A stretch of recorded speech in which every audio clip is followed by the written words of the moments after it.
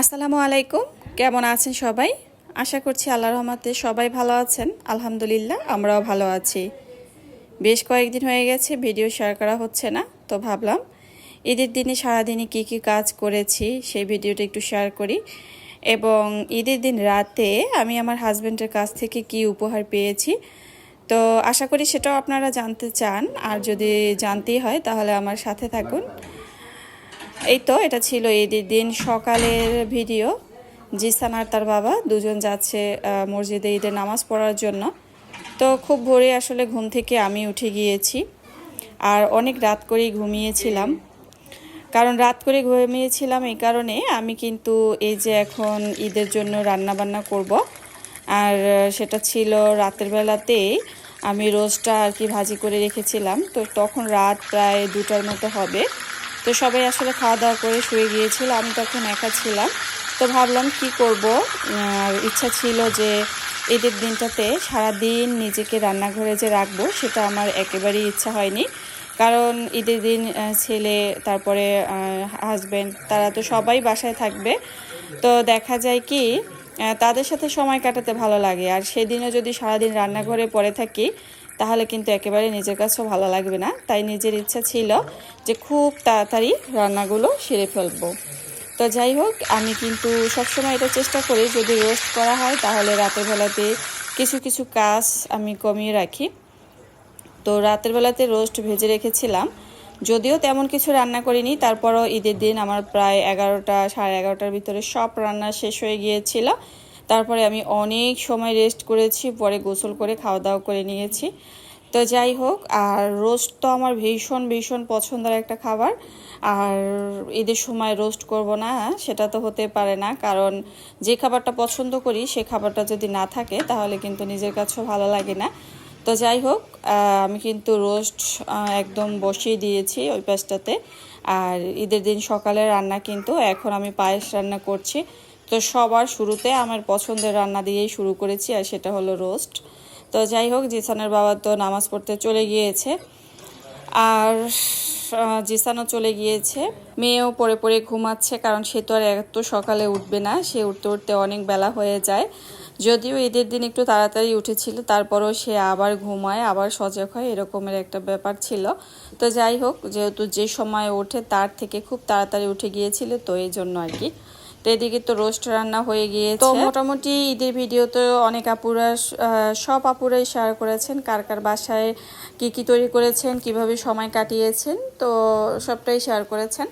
আসলে না, আমি কিন্তু সেরকম করে ভিডিওর মাধ্যমে শেয়ার করতে পারছি না কি করেছি না করেছি। নিজেও মেহেদি পরেছি, মেয়েকে মেহেদি লাগিয়ে দিয়েছি, আর ছেলে তো মেহেদি লাগাবে না, তার হাতে ঈদ মোবারক লিখেছি।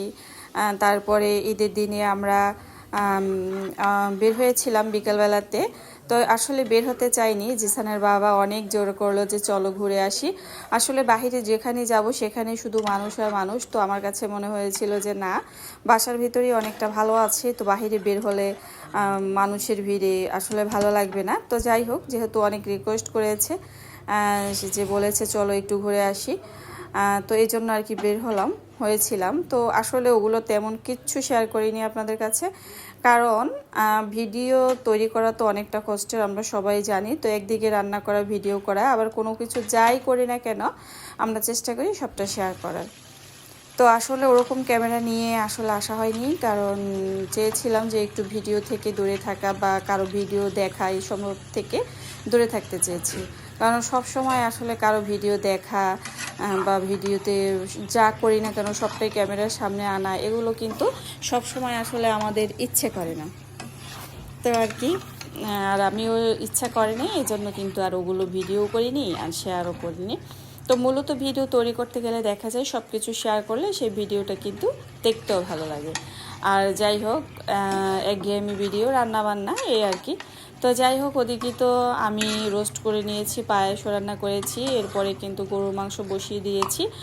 আর এদিকে গরুর মাংসটা রান্না করার শেষে আবার পোলাও রান্না করেছি। যেহেতু ওই দিন ঈদ ছিল, ওই দিন আর ভাতটা কিছুই রান্না করা হয়নি, যেহেতু পোলাও কম বেশি সবাই খাওয়া হবে। আর এই তো এদিকে এখানে আমি, এটা হচ্ছে গরুর কিডনি, এটা বা অনেকে লিভারও বলে, যাই হোক এটা খেতে সবচেয়ে বেশি লোভনীয় একটা খাবার। গরুর মাংসের কলিজা বলেন, তারপরে ফ্যাপসা, মানে যে যেটাই বলেন তার ভিতরে এই খাবারটা বেশি অনেক লোভনীয়।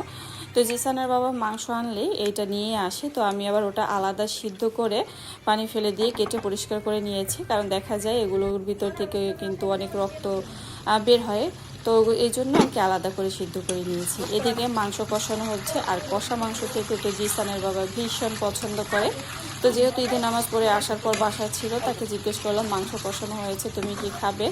তো সে বললো হ্যাঁ, আমাকে এটা কি আর বলতে হয়, তুমি তো জানোই যে আমার কষা মাংস অনেক পছন্দ। তো কি আর করার, তারপরে বললাম আচ্ছা ঠিক আছে, দেখি হয়তো এখন খাওয়ার উপযোগী হয়েছে, তুমি খেতে পারবে।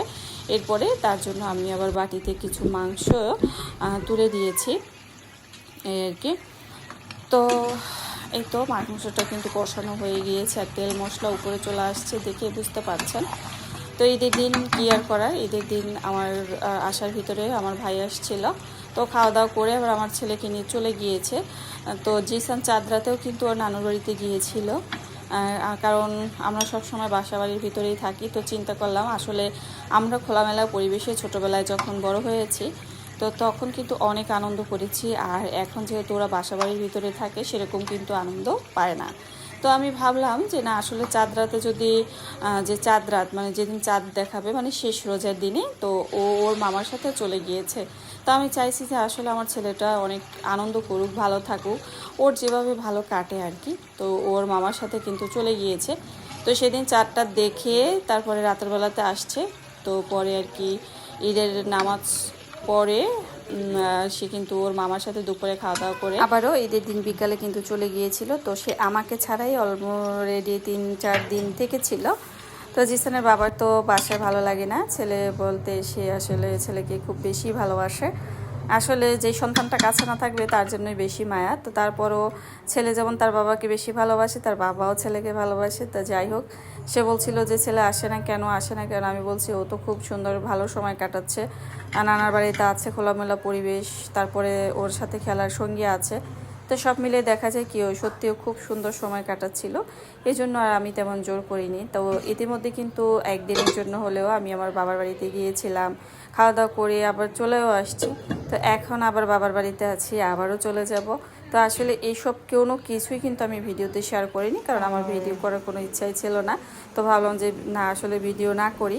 আর শুরুতেই বলেছিলাম যে ঈদের দিন রাতে যে জিসানের বাবা আমাকে কি উপহার দিয়েছিল সেটা, আর সেটা হচ্ছে এই যে ফুল দিয়েছে। কারণ এই সামান্য ফুলে আমি অনেক খুশি হয়ে যাই, কারণ দেখা যায় রোজার সময় একসাথে রোজা রেখেছি, সালাদ আদায় করেছি, ইফতারি সেহেরি করেছি, ঈদের কেনাকাটা কম বেশি করেছি, তারপরও যে আমার কথা মনে রেখে চাঁদ রাতে মানে সরি ঈদের দিন রাতে যে আমার জন্য ফুল নিয়ে আসছে, এটা দেখে সত্যি আমি অনেক বেশি খুশি হয়েছি, আমার খুব ভালো লাগছিল।